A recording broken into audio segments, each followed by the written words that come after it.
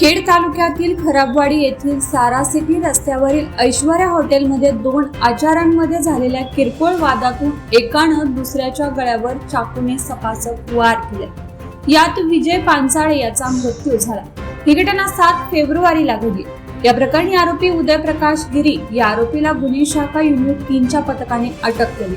आरोपी गिरी आणि पंचाळे हे ऐश्वर्या हॉटेलमध्ये आचारी म्हणून काम करत होते।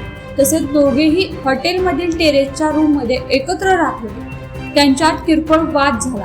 त्यानंतर आरोपी गिरी याने हॉटेलमधील चाकूने पंचाळे याच्या गळ्यावर सपासप वार केले। त्यातच पंचाळे याचा उपचारापूर्वीच मृत्यू झाला।